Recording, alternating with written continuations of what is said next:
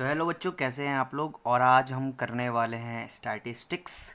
और स्टैटिस्टिक्स में आज हम सिर्फ मीन का पार्ट करने वाले हैं। ठीक है, पहली एक्सरसाइज पे आपकी पूरी कंप्लीट हो जाने वाली।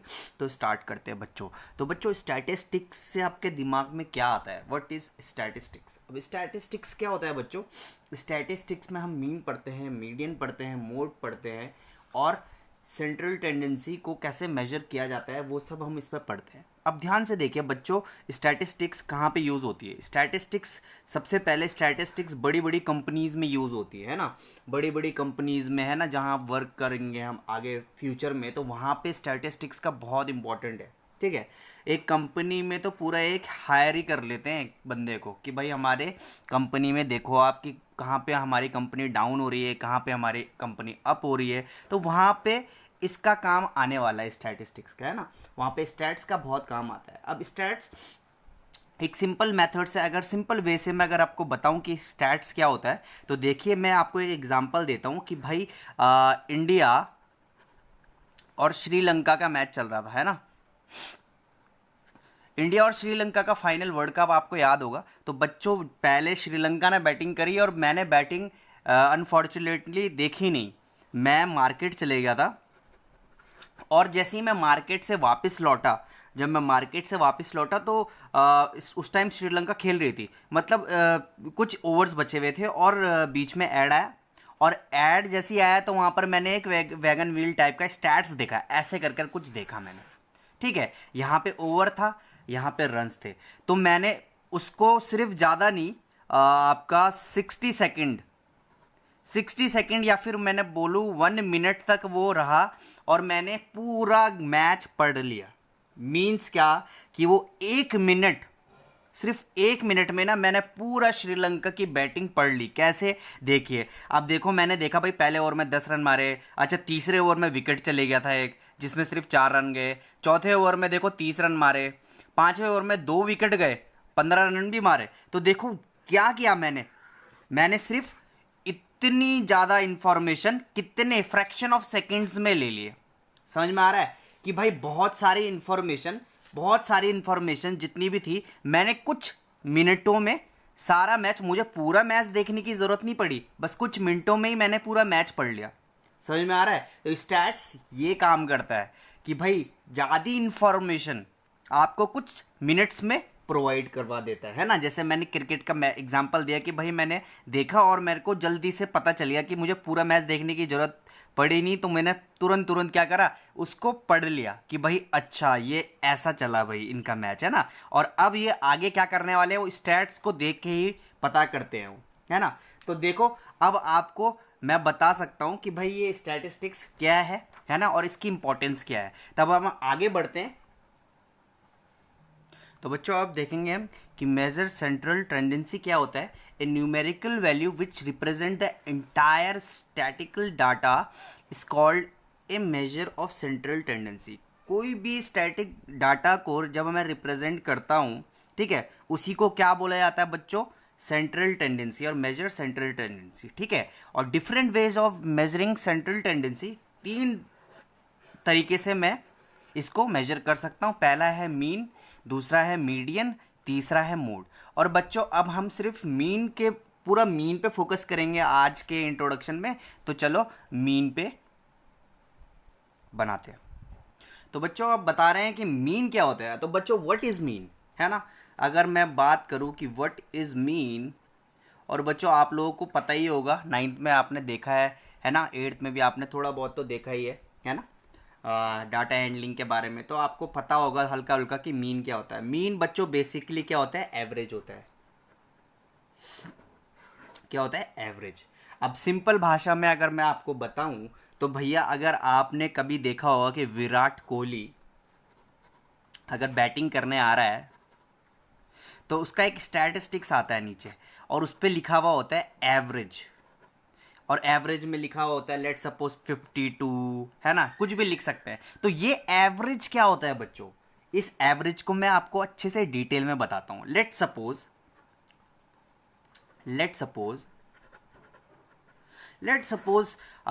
मैच हुआ, क्रिकेट का मैच हुआ, और 5 मैच की सीरीज रखी, 5 मैच की सीरीज रखी जिसमें विराट कोहली भी था। अब विराट कोहली का एवरेज निकालते हैं, ठीक है, विराट कोहली का एवरेज निकालते हैं। लेट सपोज करें तो पहले मैच में, फर्स्ट मैच जो था उसमें विराट कोहली ने मारे 30 रन, सेकंड मैच में विराट कोहली ने मारे 50 रन, थर्ड मैच में विराट कोहली ने मारे 20 रन, फोर्थ मैच में विराट कोहली ने 100 रन मार दिए, और फिफ्थ मैच में विराट कोहली 0 पे आउट हो गया।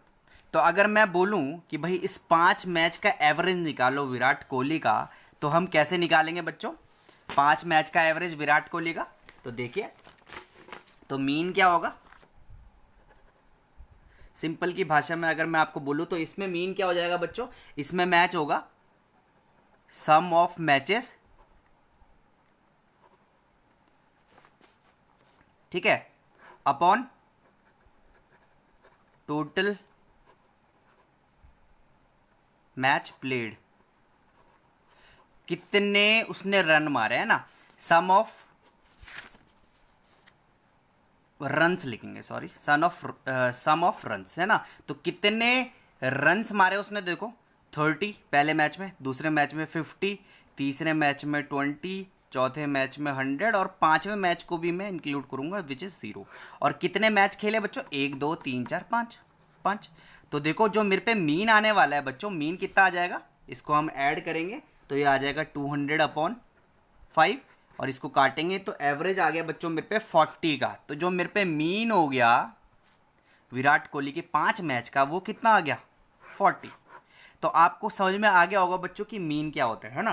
तो चलो आगे बढ़ते हैं, और मैं अब आपको मीन के थोड़ा सा मीन को और अच्छे से बताते हैं। तो बच्चों मीन, अभी हमने मीन पढ़ेंगे, मीन अच्छे से पढ़ेंगे।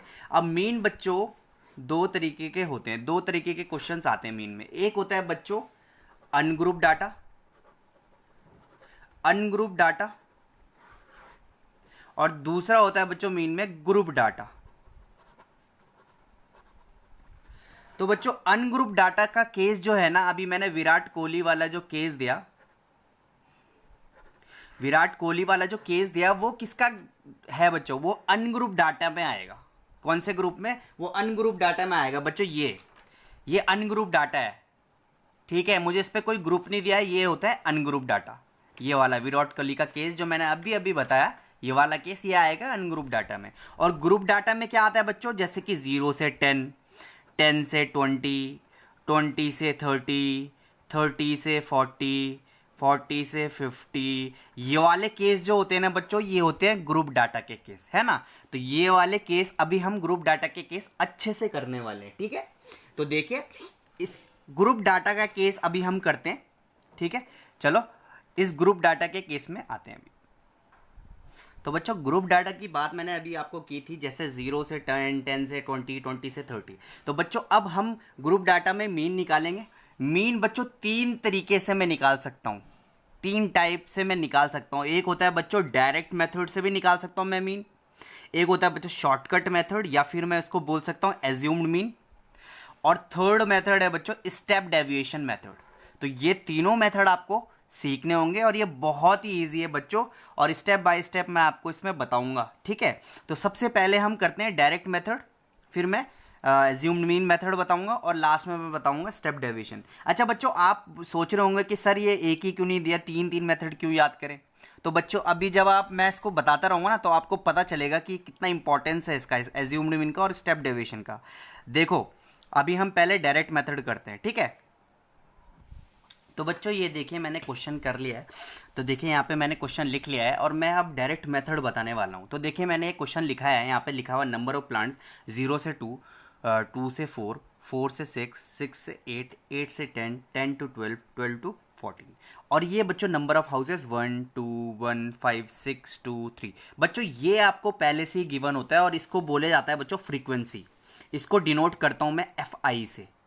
कैसे करूंगा इसको डिनोट, FI से मैं इसको डिनोट करता हूं, ठीक है बच्चों। अब देखो पहला काम क्या होता है बच्चों, जब भी आपको एक कंटिन्यूस सीरीज मिली हो, ये कंटिन्यूस सीरीज 0 से 2, 2 से 4, तो आपको देखो यहाँ पे XI निकालना पड़ेगा। XI मतलब class interval. Class mark, sorry class mark निकालना पड़ेगा, ये क्लास इंटरवल बोल सकता हूं मैं, क्लास मार्क निकालना पड़ेगा। और क्लास मार्क को मैं कैसे डिनोट करता हूं बच्चों, एक्स आई से। कैसे, एक्स आई से।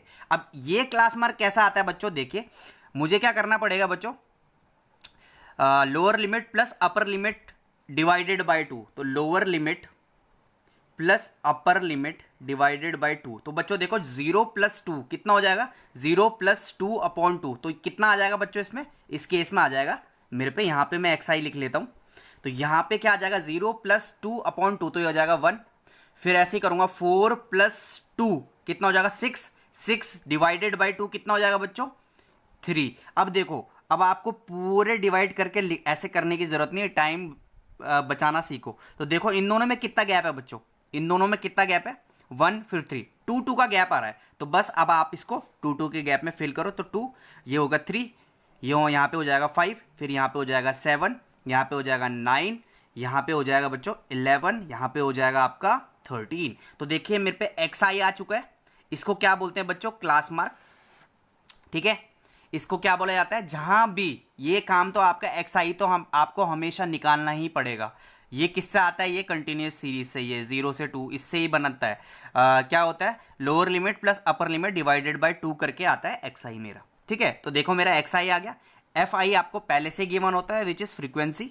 ठीक है, और डायरेक्ट मेथड, अब देखो यहां पे मैं क्या करूंगा, यहां पे लिखूंगा F I into X I, F I X I. ठीक है, तो एफ आई एक्स आई मतलब मैं इसको एफ आई से एक्स आई को मल्टीप्लाई करूंगा, तो 1 × 1 कितना हो जाएगा बच्चों 1, देखते रहिए, ये हो जाएगा 3 2 जा यहाँ पे 6, 5 1 जा यहाँ पे 5।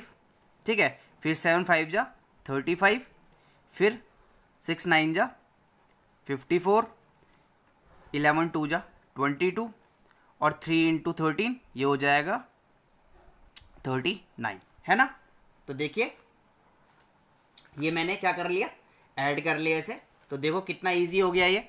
अब क्या करना है बच्चों, अब क्या करना है मुझे, इस डायरेक्ट मेथड का होता है फॉर्मूला, और डायरेक्ट मेथड का फॉर्मूला मैं यहाँ पे लिखने वाला हूँ, तो यहाँ पे बहुत इंपॉर्टेंट है बच्चों ये।